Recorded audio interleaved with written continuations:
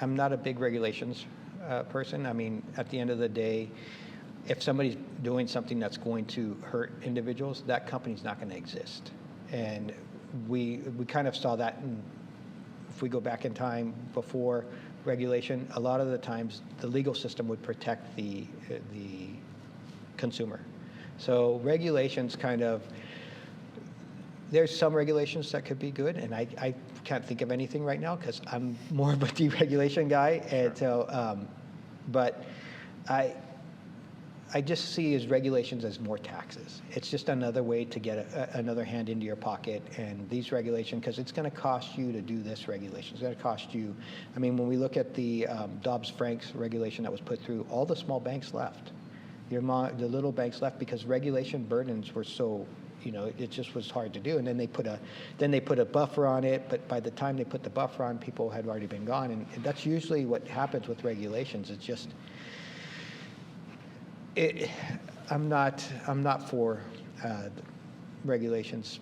Sure. Do you think there should be some kind of base level of regulation, though? For example, on food supply, making sure that it's safe, water, and even certain environmental things, not allowing mass pollution by vehicles. Yes, I mean that's.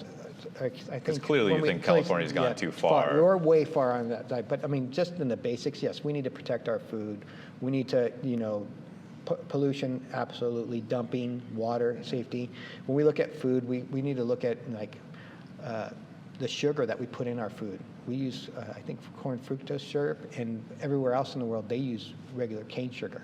Yeah. And it's just, that's something that I would be for because it's for the benefit of the consumer, and at the end of the day, you're going to live longer, and it's going to make your life better. I will say that does push into a little bit of a slippery slope, though, yes. Which is where where do we stop that slide? Because, for example, with this particular issue with food, I know that California recently banned one of the dyes in food color. I just remember telling my daughter about it, and I said, "Yeah, there's no more Cheetos, no more of those hot Cheetos." Yes. And she was like, "What? What are you talking about?"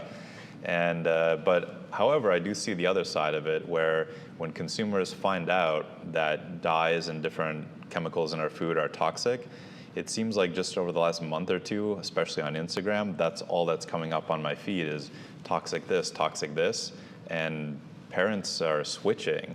And right. I've always been very careful with my diet for the last several years and try to not eat processed foods. But then again, it comes back to the private market can seem to drive that right. themselves without a government strong hand. Yeah, so that's why I'm saying regulations. The private market could drive it, and the point is having free communication, freedom of speech, and that's why X is so big right now, is because it's not throttling anyone. It's letting you say what you want, and then it gives you the idea of what is out there. So, like you said, the color dye. Individuals are going to go ahead and have the education, go out to determine what they want, and that's why sometimes regulations, we don't need them as much, because when you know and you can do the research and you see what's going on, all of a sudden, like, the consumer can change it, and the consumer says, "Hey, we're not going to buy this anymore because it's killing us."